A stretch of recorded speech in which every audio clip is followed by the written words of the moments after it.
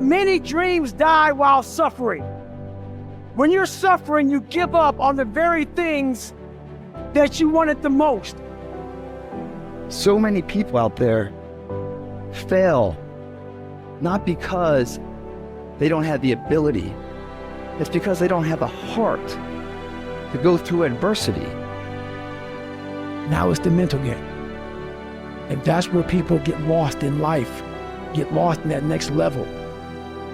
So, if you take people, and I've told you this, and you expose them voluntarily to things that they are avoiding and are afraid of, that they know they need to overcome in order to meet their goals, their self-defined goals.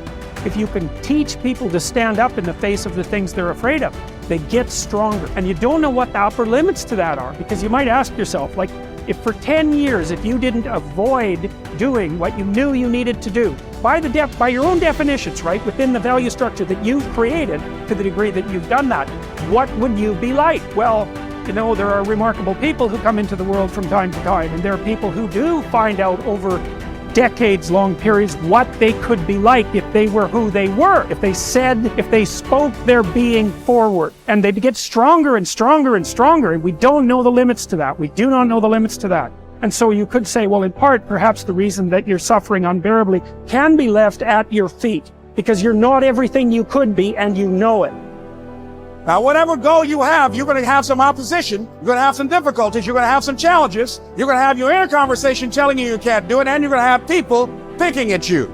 You got to talk to yourself when you begin to think negative. I don't think I can do that, Les. You can. Why don't you just test yourself? Why don't you stretch, Les? Come on, man. When you start seeing yourself thinking something negative, stop it right quick. Stop yourself. Catch yourselves. When you find yourself getting negative with people that you have allowed to push your buttons, when you find yourself becoming negative about what's happening to you, you've got to affirm to yourself in the process, hey, no, I can make it. There's some way this can happen for me. As you start believing that you are worthy of good things supposed to happen to you, you develop a sense of entitlement. Good things supposed to happen to me. Working on yourself, watching that inner dialogue, it will determine the quality of your life. You chase something that you believe you deserve until you get it. And it doesn't matter what happens to you. It doesn't matter how many times you get fired. It doesn't matter how many people don't believe in you. Just go until you get it. Because if you're willing to go through all the battling you got to go through to get to where you want to get, who's got the right to stop you? Nobody. It's your right to listen to your gut. It ain't nobody's right to say no. That's your earned right to be where you want to be, to do what you want to do. If you do what is easy, your life will be hard. But if you do what is hard, keep coming back again and again and again. Get up dressed every day, knowing some way, somehow, with a spirit of expectation, I can do this. If you do that over and over and over again, your life will be easy.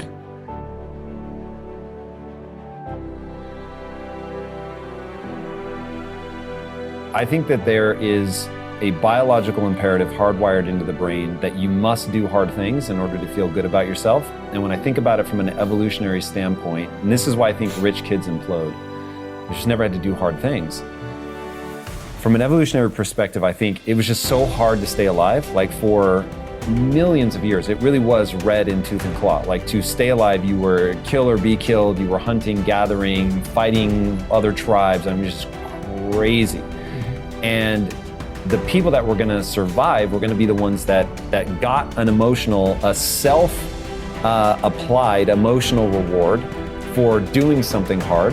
And when you do something hard and you recognize it, it needs to feel good. And if it does, then you will keep doing hard things and you're the far more likely to survive than the person who's like, that sucked, there was no redeeming qualities. And so it's just like, when I think about that, because if I were to create a recipe for fulfillment, it's very simple. It's working really hard, doing hard things, to gain a set of skills that allow you to serve not only yourself, but others.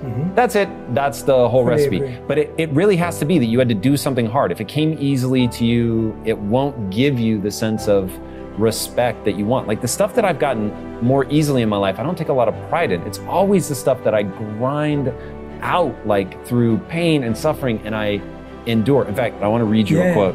This is one of my all-time favorite quotes. So here it is. To those human beings who are of any concern to me, I wish suffering, desolation, sickness, ill treatment, indignities, I wish that they should not remain unfamiliar with profound self-contempt, the torture of self-mistrust, the wretchedness of the vanquished.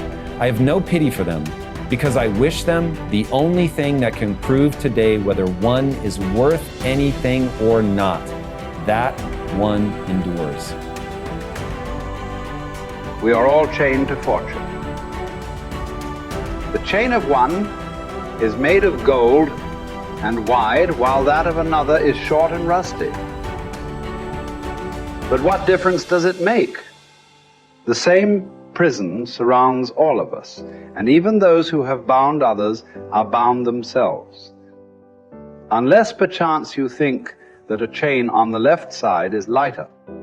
Honors bind one man, wealth another. Nobility oppresses some, humility others. Some are held in subjection by an external power, while others obey the tyrant within. Banishments keep some in one place, the priesthood others. All life is slavery. Therefore, each one must accustom himself to his own condition and complain about it as little as possible, and lay hold of whatever good is to be found near him. Nothing is so bitter that a calm mind cannot find comfort in it. Small tablets, because of the writer's skill, have often served for many purposes, and a clever arrangement has often made a very narrow piece of land habitable. Apply reason to difficulties. Harsh circumstances can be softened, narrow limits can be widened, and burdensome things can be made to press less severely on those who bear them cleverly. We are emotional creatures. We all study, like you're talking about it, using your brain. You're such a smart person. I love you dearly. And you analyze it all. But your effing brain isn't going to do shit. What's going to do it is enough emotion.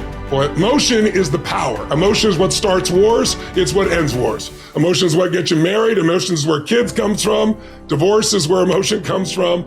Everything that you can think of a major change in humanity, from the most extreme of war to the most gentle of love, all come from human emotion. So it's the mix of emotion. It's like knowing what you want and having the right fuel to get there. And if the fuel has no combustion, you're just bored, you're not going anywhere. If the fuel is total trauma and I'm overwhelmed, you just blow up and go nowhere. There's that delicate balance. And I've learned over the years how to help people find that balance. I would ask you to consider something. Please. What you just said is absolutely true. I know you really well, and you know how much I respect and love you personally. And what you've accomplished in your life is extraordinary. What you're continuing to accomplish is extraordinary. But there's an emotional inflection that made you use those things in those moments. It wasn't just those understandings. The emotion made you find the answers, brother. And then you have a really smart mind, you found the answers, figured out how to use it. But there were inflection moments that made you do it. There's a reason why you left your company after building it to $1 billion. It wasn't intellectual. It's emotions. So, but you have developed your mind so much, it's like your right arm, your bicep is really strong, your left one, not quite as much. And I'm inviting you to consider that your left one is your more powerful one, and you've used it in key moments. But it's very protective to use the mind, because we're all afraid to feel a little too much.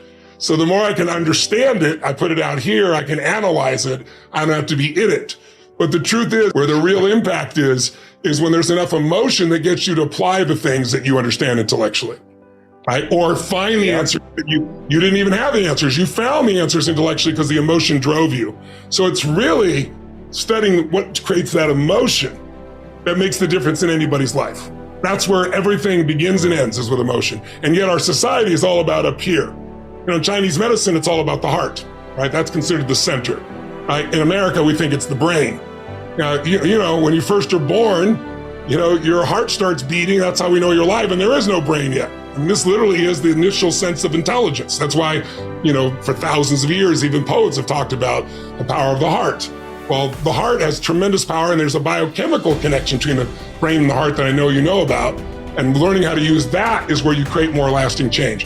When I was understanding it all, I was good. When I learned how to move people, I got great at what I was doing.